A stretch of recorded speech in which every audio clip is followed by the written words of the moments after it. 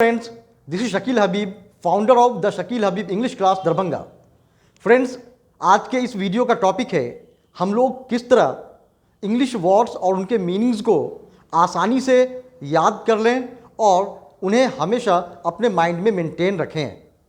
दोस्तों, ये common problem है कि लोग कहते हैं कि हम लोग वर्ड और उनके मीनिंग्स को याद करते और जल्द ही भूल जाते हैं या लंबे टाइम तक उन्हें अपने माइंड में नहीं बना के रख पाते हैं। तो दोस्तों, आज की इस वीडियो में हम लोग उस सॉल्यूशन को तलाशेंगे, उस सॉल्यूशन पे बात करेंगे जिनके ज़रिए आप आसानी से वर्ड और उनके मीनिंग को याद कर सकते हैं और लंबे टाइम तक, लंबे समय तक उन्हें अपने माइंड में बनाए रख सकते हैं। दोस्तों, तो वो सॉल्यूशन है कि आप जब भी किसी वर्ड को याद करें तो दो तरीके से याद करें। वो दो तरीके हैं, नंबर 1 पिक्टोरियल मेथड और number 2 clause method. Pictorial method के अंदर आप जब किसी वर्ड को याद करें तो उस वर्ड के साथ साथ उस वर्ड से जुड़े हुए इमेज को भी अपने माइंड में सेट कर लें। इस तरह से याद किए गए वर्ड एक तो आसानी से याद भी हो जाएंगे, दूसरे वो वर्ड लंबे टाइम तक आपके माइंड में बना रहेगा। दूसरा मेथड है क्लाउज मेथड। इस मेथड के अंदर आप जिस वर्ड को याद करना चाहते हैं उस वर्ड को किसी छोटे से क्लाउज के अंदर यूज करके उसे याद करने की कोशिश करें। तो इस तरह से भी आप उस वर्ड को आसानी से याद कर पाएंगे और लंबे टाइम तक उस वर्ड को अपने माइंड में बनाए रख पाएंगे। तो चलिए बात करते हैं इन दोनों मेथड्स पे। पहला है पिक्टोरियल मेथड। जैसे आप किसी वर्ड को याद करते हैं, जैसे FIGHT फाइट वर्ड को याद करते हैं, तो आप दो लड़ते हुए आदमी के इमेज को उस फाइट वर्ड से जोड़कर अपने माइंड में डाल लें। तो ऐसा करने से क्या होगा कि वो फाइट वर्ड लंबे टाइम तक आपके माइंड में बना रहेगा। इसी तरह से आप मान लिया RUN रन वर्ड याद कर रहे हैं। मैं यहाँ पर आसान वर्ड का एग्जाम्पल लेकर आपको समझाने की कोशिश कर रहा हूँ ताकि आप आसानी से समझ जाएं। जैसे आप रन वर्ड को याद कर रहे हैं तो RUN रन वर्ड के साथ दौड़ते हुए लड़के या दौड़ते हुए आदमी की तस्वीर को, उसके इमेज को भी साथ में अपने माइंड में सेट करें। आप टीच वर्ड याद कर रहे हैं तो किसी पढ़ाते हुए टीचर के इमेज को भी उस टीच वर्ड से जोड़कर अपने माइंड में डाल लें।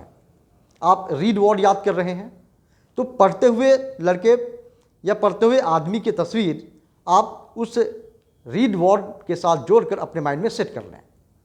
तो आप अपने लाइफ में जो भी वर्ड याद करें उस वर्ड से जुड़े हुए इमेज को भी अपने माइंड में उसी वक्त उस वर्ड के साथ अपने माइंड में डालना है।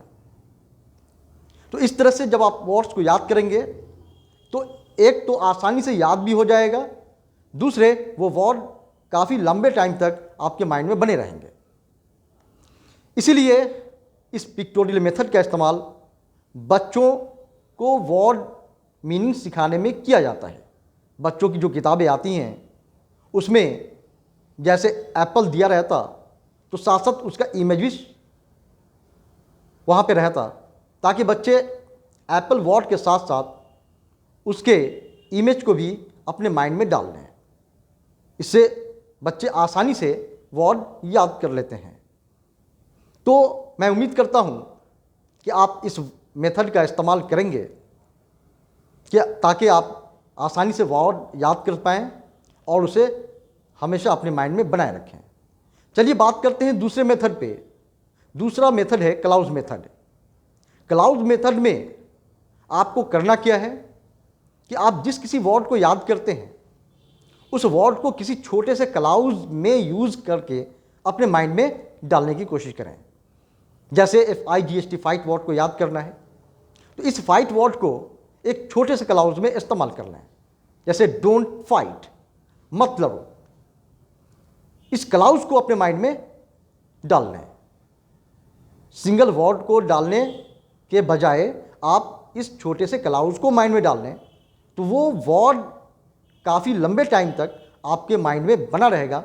साथ ही साथ आप उस वर्ड के मीनिंग को आसानी से सीख भी लेंगे। आप रन वर्ड याद कर रहे हैं तो आप उसको किसी क्लाउज में यूज़ करके और अपने माइंड में डालें।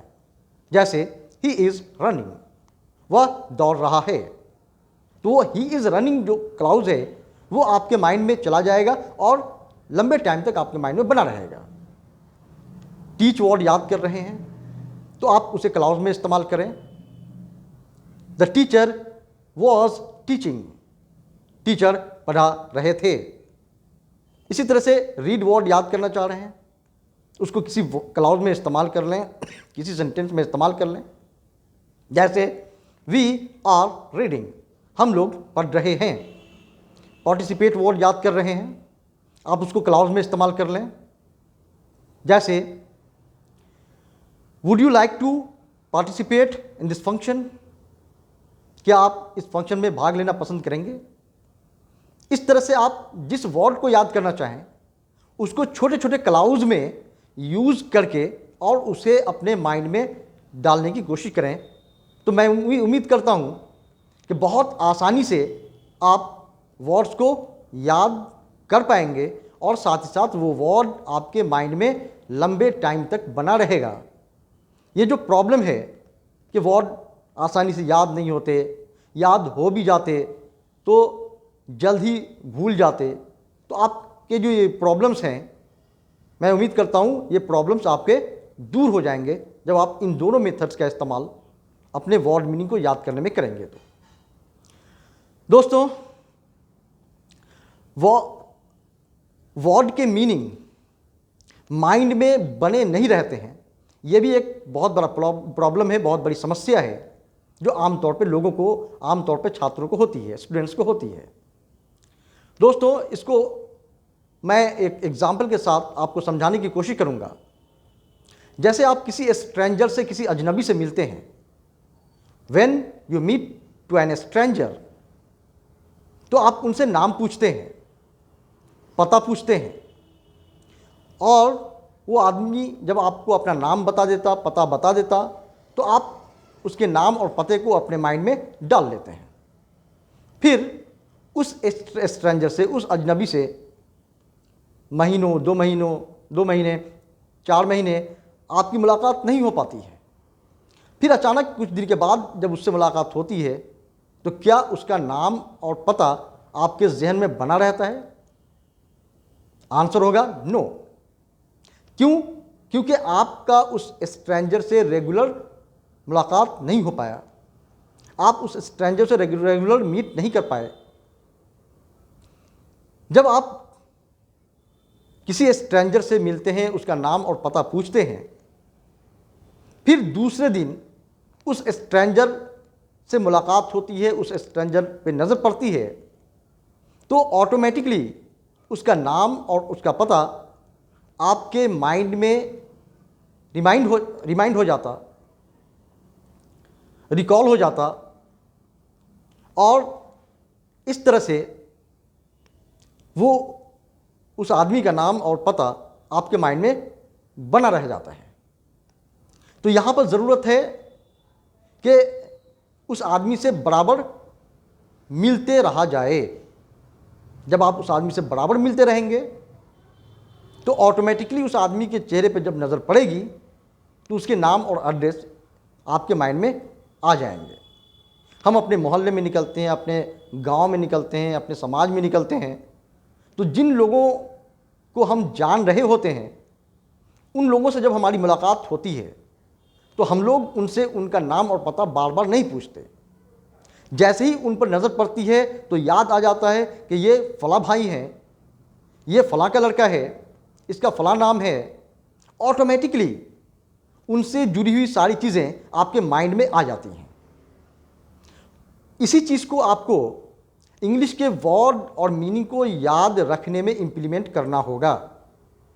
जब आप किसी स्ट्रेंजर से मिलते हैं, मतलब जब आप किसी नए वर्ड से मिलते हैं, उसका नाम पूछते हैं, मतलब उसका मीनिंग याद कर लेते हैं, और फिर काफ़ी समय तक, काफ़ी टाइम तक उस वर्ड से आपकी मुलाकात नहीं हो पाती है, उस वर्ड पे कहीं नज़र नहीं पड़ती है, तो जाहिर सी बात है उस वर्ड का जो मीनिंग आपने याद किया था वो आपके जहन में बना नहीं रहता है।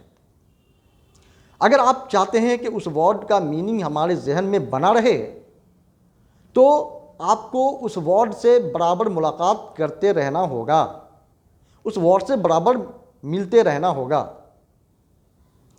जैसे ही आपकी नज़र उस वर्ड पे पड़ेगी, ऑटोमेटिकली उसका नाम, मतलब उसका मीनिंग आपके माइंड में आ जाएगा।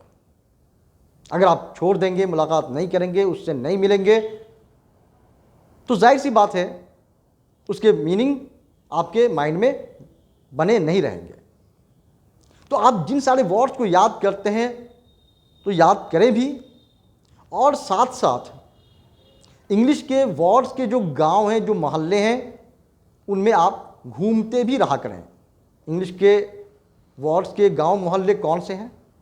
इंग्लिश बुक है, इंग्लिश मैगज़ीन है, इंग्लिश न्यूज़पेपर है। तो ये सारी चीज़ें जो हैं वो इंग्लिश वर्ड के गांव और मोहल्ले हैं। जिस तरह से आप अपने गांव और मोहल्ले में निकलते हैं और अपने सारे जानने वाले लोगों से मुलाकात होती है, तो उनसे जुड़ी हुई सारी जानकारी, सारी इन्फॉर्मेशन आपके माइंड में बने रहते हैं। अगर छोड़ दें तो धीरे धीरे क्या है, लोगों के नाम, पता और उनके बारे में जानकारी धीरे धीरे निकलनी शुरू हो जाएगी। तो उसी तरह से अगर आप चाहते हैं कि वर्ड और उसके मीनिंग हमारे माइंड में बने रहें, तो आपको वर्ड्स के गांव में घूमना होगा। न्यूज़पेपर, मैगज़ीन, बुक्स वगैरह को आपको पढ़ते रहना होगा, स्पीचेस वगैरह सुनते रहना होगा, ताकि जो वर्ड्स आपने ऑलरेडी याद किया है, जिस वर्ड्स को आप ऑलरेडी जान रहे हैं, वो वर्ड जब सामने आएगा तो ऑटोमेटिकली उनके मीनिंग भी आपके माइंड में आ जाएंगे। तो इस तरह से इसको रेगुलर मेंटेन करने की ज़रूरत है। हम जो भी चीज़ हासिल करते हैं या हमारे पास जो कुछ है उसे मेंटेन करने की ज़रूरत होती है। अगर मेंटेनेंस हम लोग छोड़ देंगे तो वो चीज़ ज़ाया हो जाएगी, बर्बाद हो जाएगी, ख़त्म हो जाएगी। एग्ज़ाम्पल के तौर पे हम अपने बॉडी को ले लें। हम अपने बॉडी को क्या करते हैं? मेंटेन करते हैं। अगर हम बेदिंग करना छोड़ दें, नहाना छोड़ दें, तो ये इस बॉडी से भी क्या होगा? बदबू आनी शुरू हो जाएगी। अगर मुंह ना धोएं, उसको मेंटेन ना करें, वहाँ से बदबू आनी शुरू हो जाएगी, ख़त्म होना शुरू हो जाएगा।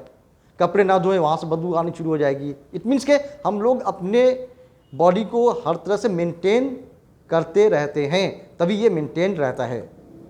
हमारे मकान हैं, उनको भी हम लोग मेंटेन करते रहते हैं। हमारे पास गाड़ियाँ हैं, घोड़े हैं, उनको भी हम लोग क्या करते रहते हैं? मेंटेन करते रहते हैं। जिस दिन मेंटेनेंस हम लोग छोड़ देंगे, उस दिन के बाद से उस चीज़ की बर्बादी शुरू हो जाती है, उस चीज़ का ख़त्म होना शुरू हो जाता है।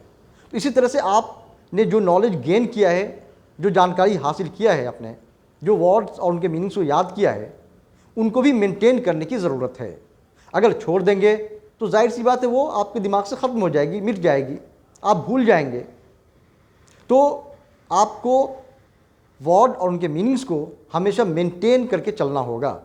मेंटेन करने के लिए मैंने बता दिया, आप बराबर रीडिंग डालते रहें, इंग्लिश बुक्स की, इंग्लिश मैगजीन्स की, इंग्लिश न्यूज़पेपर्स वगैरह की, इंग्लिश स्पीचेस सुनते रहा करें, ताकि जो वर्ड्स आपके दिमाग में ऑलरेडी हैं, वो सारे वर्ड्स जब आपके सामने आएँ तो उनसे जुड़े हुए मीनिंग भी आपके माइंड में बने रहें।